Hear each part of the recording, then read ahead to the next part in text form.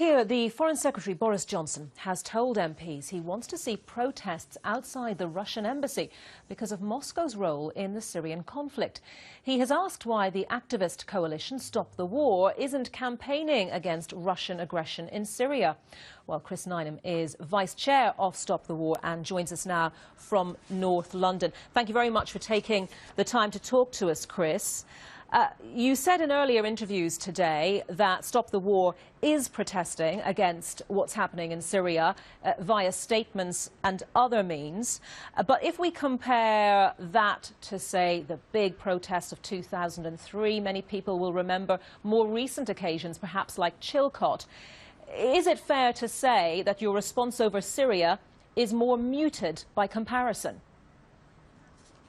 No, it's not. We're protesting against all the interventions in Syria, but our emphasis has always been on the wars that are being conducted by our own government and by their Western allies, and there's a very good reason for this. Those protests can make a difference. We can actually change what the British government does. If there was a protest outside the Russian embassy, it would make a blind bit of difference to what Putin did or didn't do. Well, Russia, if I may interrupt. It would actually, let me finish. Oh, of course. No, let me finish. Okay, what it would do is it would actually increase the level of demonisation of Russia, the hysteria and jingoism which is being whipped up against Russia, and therefore it would actually make Western intervention and war more likely. Now, we're the Stop the War coalition, not the Start the War coalition, so we don't want to do that. So you don't agree that Russia should be investigated for war crimes in Aleppo and think that Russia is at risk of becoming a pariah nation, which is something that Boris Johnson has said? No, you're putting words into my mouth. I mean, we're for the investigation of all war crimes, and as I say, we oppose Russian intervention, we oppose all foreign intervention in Syria. The point is, what we can actually have an effect on in Britain, at the heart of one of the organising centres of the war on terror, is British foreign policy.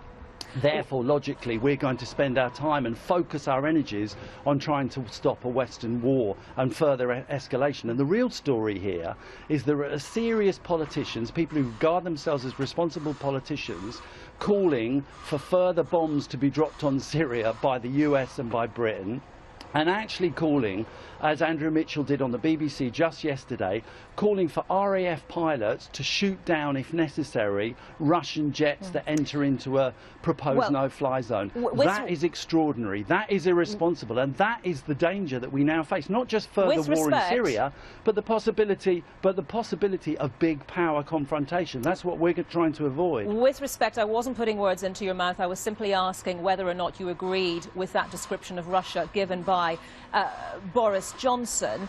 But, you know, we heard yesterday from the MP Anne Clwyd saying, where is the outrage? And if anyone has a duty to protest against what's happening in Syria, it would seem that it would be Stop the War coalition. Surely that is the very reason for an existence of a group like yours.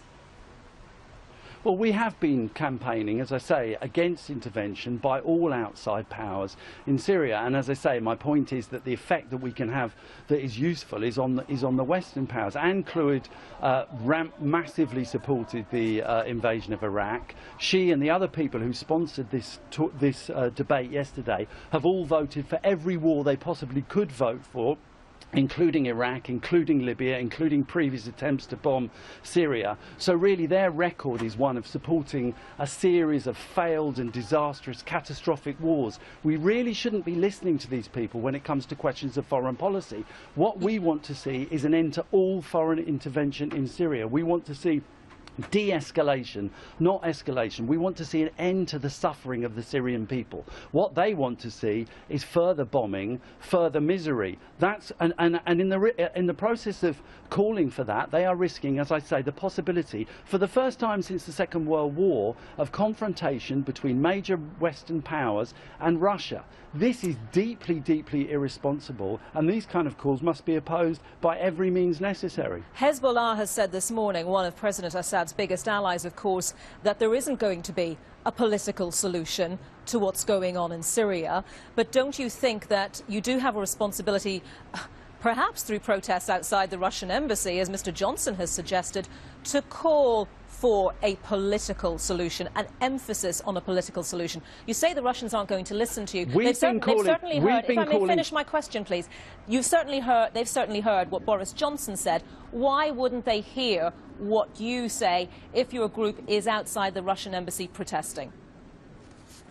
Well, they're not going to take a blind bit of notice to what people protesting outside an embassy are doing. The influence we can have is on our own government. And actually, we stopped our own government trying to launch an attack on Assad back in 2013 by protests and by petitioning and by all sorts of peaceful campaigning. And that's what we can. That's the difference we can make. We're in Britain. We're in the centre of one of the countries that is most involved in these terrible cycle of wars. And that has to be our responsibility.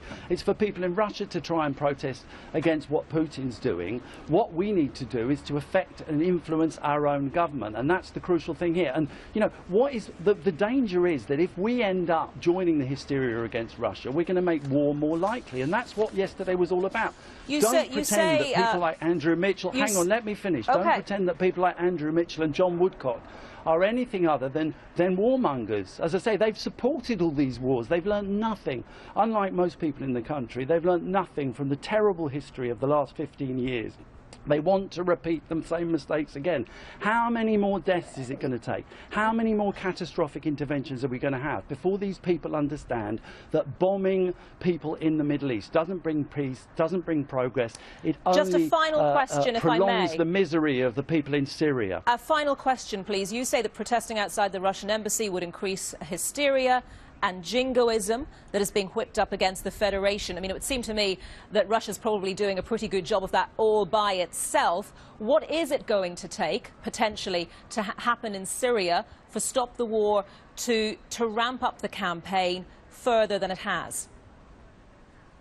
Well, we are campaigning against the war. As I say, we've considered, unlike the people you're talking about who actually support these interventions, we've been campaigning against the war from the very beginning. We had people outside Parliament in 2013. We had people outside Parliament last year. What we're calling for is de-escalation.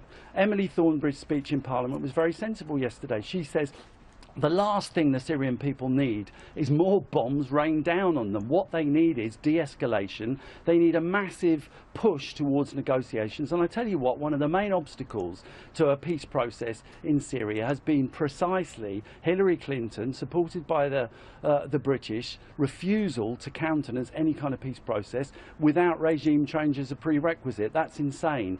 There needs to be serious, inclusive peace negotiations now because we want to stop the killing in Syria.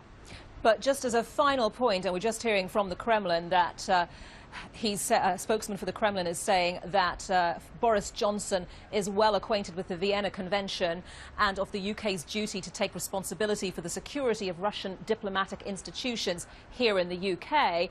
I mean, why will you not protest outside the embassy, leaving aside those calls from Boris Johnson, to call for peaceful change, for change through political agreement, and indeed to call perhaps in the first instance for a lasting humanitarian ceasefire? Look, you keep asking the same question over and over again, and I keep answering it. I'm simply asking it because you've taken to the streets. You've taken to the streets on previous occasions in great number. I'm simply trying to answer why not this time. This is a trivial question. Whether or not there's a protest. It's not trivial with respect. It's not trivial, Mr. Nineham. Let me answer. It is a trivial question. But it's not trivial. If Boris Johnson and Anne Clwyd seriously want to protest outside the Russian embassy, why don't they call it? I assume they know where the embassy is. The truth of the matter is this is not what this whole thing is about. What is happening here is that these politicians who are supporters of war are basically trying to undermine the arguments of those who oppose war in the anti-war movement and in Parliament as well. There was a very clear case put for de-escalation, for a negotiated diplomatic settlement that was put by Emily Thornberry and others in Parliament yesterday, which is something they trashed. They are people who look to war as a solution. Most people in this country understand the experience of the last 15 years in Afghanistan, in Iraq, in Libya, and now in Syria has been catastrophic. Why would we want to go there again? This is insane. I mean, Andrew Mitchell, as I say, yesterday actually said it was all right for RAF planes to target Russian planes. How crazy is that? We've got to stop this cycle of violence. Sorry to cut you off. We're running out of time, but Chris Nineham from Stop the War, thank you very much. The headlines.